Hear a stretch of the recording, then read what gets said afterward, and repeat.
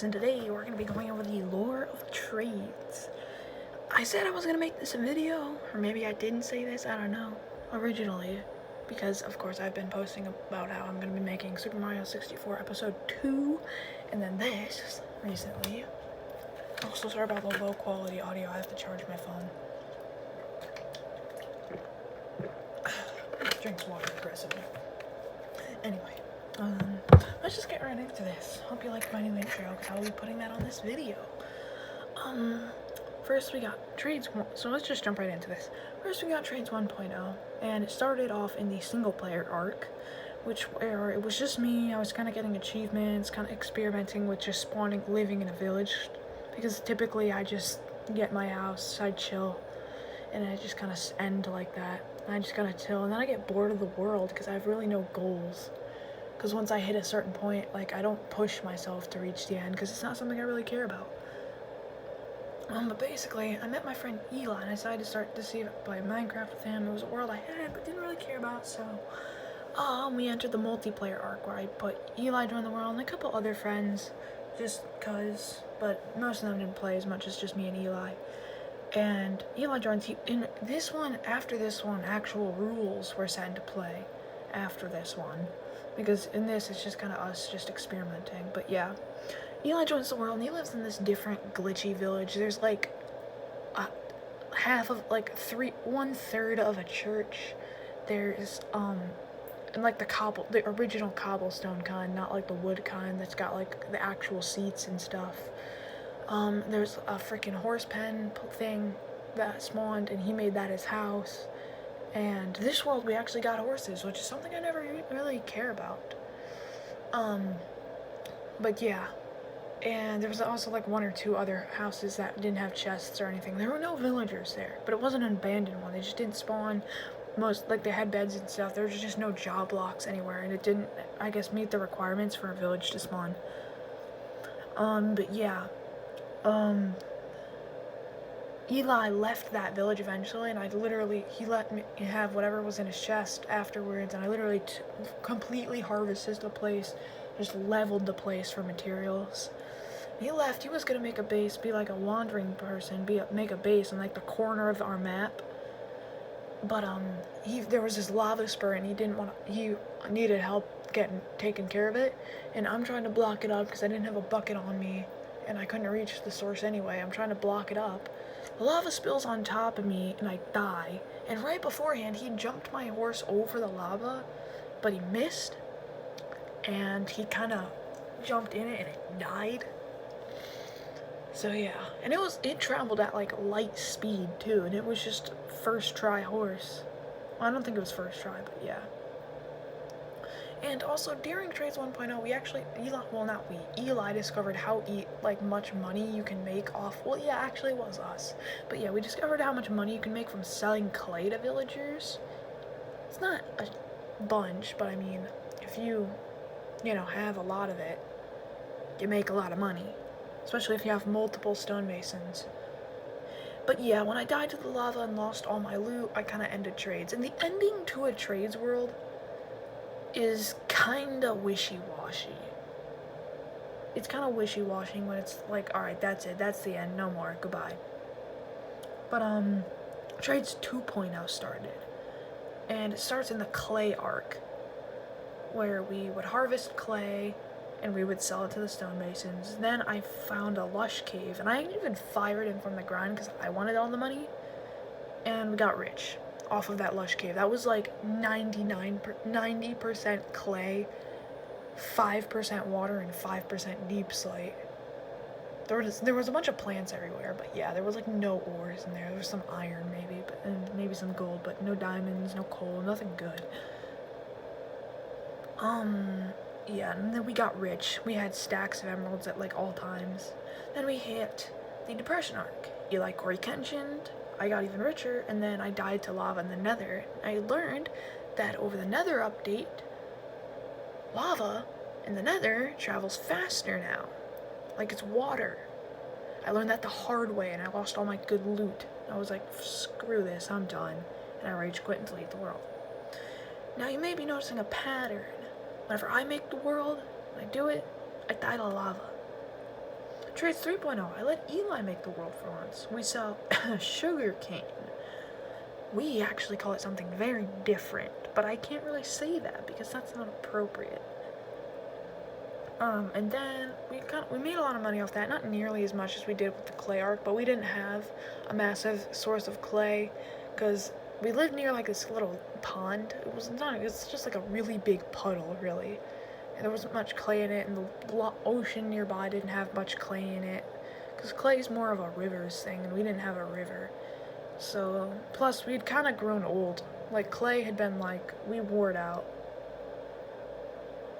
We just kind of moved on. Sugarcane was a little more reasonable, I guess you could say. It's kind of a waste because we had to turn it into paper, and it was so much. It was so much easier with the clay. But we did discover, because 1.17 or 18 actually, I believe, with dripstone, we discovered we could make an infinite clay maker. And I had learned previously you can even make infinite dirt because you need dirt for the clay. But I'm not getting into that. I'll make a video on it if you guys want me to, but I'm not getting into that right now. Then we entered the Deep Slate arc because, our friend, we decided to let him in. I didn't want to let him in a world that was so important. At least it wasn't really at the time as important as it is to us now, but it was still pretty important to me. Well, more Eli, but still. Yeah, we merged. It became part of something we call War. I can make another lore on that if you want. Yeah, but I upgraded the house from just wood planks, a simple wood plank house, to polished deep slate, only for us to get attacked, and we eventually looted the whole house, evacuated to the Nether, even had this whole intricate system to where he couldn't follow us. Well, at least he could, and it was so cool too. But that's when we entered the Nether arc. I made a Nether base. I didn't even get to finish it, but to be fair, the cave was massive. But yeah, the Nether arc. We found a Nether. I just said that. I literally just said that. We got netherite armor for the first time. Not all of us, but 2 of us, Eli and Sam. Oh yeah, because it was made into war, Sam was allowed in it. We decided to let him in for the war. We got netherite armor, 2 out of the 3 of us. Eli dies to an explosion while netherite mining. Then we move on to Trades 4.0.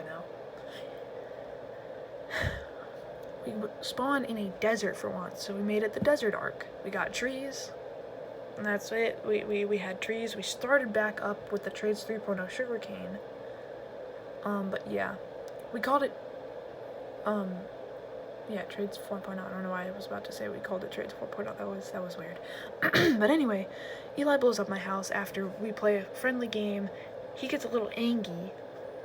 Well, he doesn't even get angry. He takes it a little too far, and he blows up my house with TNT he got from a temple he found.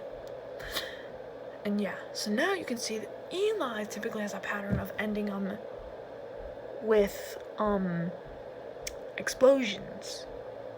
That was the end of Eli being allowed to make worlds. Yeah, Eli made Trades 4.0 and 3.0. 3.0 was mid. It was kind of mid, to be honest. It wasn't as fun because it was war. Or at least in my opinion. It was to Sam, though. Anyway, Trades 3.0 rebooted. Also, Sam was part of Trades 4.0 for like 5 minutes, but then he left because we had no trees, and he's like, screw this. Yeah, Trades 3.0 rebooted. Eli found the original Trades copy from before Yasuo joined. And, yeah, we reminisced. It was the 1 episode arc, as I call it, because we reminisced and then Eli burned down the house. that was just it. We reminisced for about like 5-10 minutes, cause it was still on the Wood arc. We ended it right when Yasuo joined at the start of the Deep Slay arc, right before he joined. Yeah, so then we went into trades 5.0. We start in the Industrial arc. I take down all the villager houses. I started to industrialize. I made an AFK mob farm. I made an automatic sugarcane farm. I planned to make like a million other AFK farms and automatic farms and grinds and stuff. But of course, because I took down all the villager houses, as I previously stated, all the villagers died. Now, Trades has a very more twisted rule book than now. I kind of ruined that. Anyway, basically, because the villagers died, Trades was kind of put on a red alert to get villagers back as soon as possible. We enter the end arc, I kind of roped this in there, because it's kind of blurry where one arc ends and the other begins, because the industrial arc never really ended because I never got a chance to do all my stuff. Never really felt like it, never had the materials. But yeah, we get the villagers back, thankfully, and for once, we actually just built them one big ol' house, which is the only time we've ever done that so far. Typically, it's like a village, not just, oh yeah, the villagers happen to live here, in this one house. But yeah, we beat, and by the way, didn't even mention this, the whole point of Trades is to beat every single boss and mini-boss. That's it. Main bosses, Warden, Ender Dragon, Wither, and then mini bosses, Elder Guardian, Ravager, and Iron Golem, and Piglin Brute. I believe that's it. If there's something else you guys know of in unmodded Minecraft, please let me know. But yeah, we got all but 2. All we had was one boss and one mini boss, the Warden and an Elder Guardian. We didn't know where any freaking ocean temples were, and of course we didn't know where a Warden was either because we didn't know any deep dark places. And we're always going to save the Warden for last because, after all, it's the power of the Wither and Ender Dragon combined, and then some. It's so strong. But yeah, I got abandoned in the End Islands, the outer end, and I attempted to Ender Pearl, but it hit a wall, and I teleported onto the wall and fell into the void.